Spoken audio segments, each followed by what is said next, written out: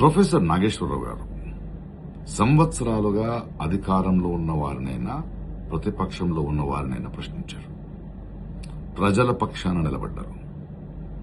కానీ ఆయన మాట్లాడిన మొత్తం విషయాన్ని పక్కన పెట్టి అందులో ఒక లైన్ మాత్రమే పెట్టుకుని సోషల్ మీడియాలో ట్రోలింగ్, కేసులు, బెదిరింపులు.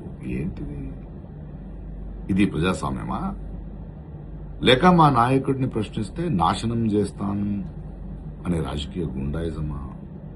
మీకు నిజంగా ఒక్క మాట తప్పనిపిస్తే దానికి ఆధారాలు అడగండి, రాజకీయంగా కౌంటర్ ఇవ్వండి. కానీ వ్యక్తిత్వం హత్య చేయడం, సోషల్ మీడియాలో అవమానించడం, కేసులతో భయపెట్టడం, ఇదేనా మీరు చెప్పే కొత్త రాజకీయ సంస్కృతి?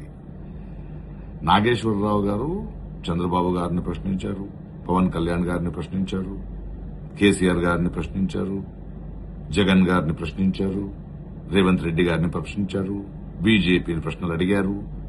అప్పుడు ఆయన నిజాయితీ మీకు గుర్తుకు రాలేదా? ఇప్పుడు ఒక మాట మీకు నచ్చలేదని ఆయన మీద యుద్దం ప్రకటించడం ద్వంద్వ వైఖరి కాదా?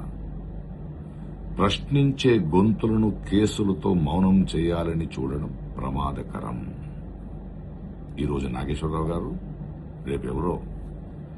ఇంకో విషయం, ప్రస్తుత రాజకీయ పరిస్థితుల్లో ఏ పార్టీ ఎవరితో పొత్తు పెట్టుకున్నారు, ఎవరు పట్టులో ఉన్నారని అందరికీ అన్నీ తెలుసు. So please stop this nonsense and behave yourselves. Nageswara Rao గారు, మీ అండగా మేమున్నాం. Keep up the good work.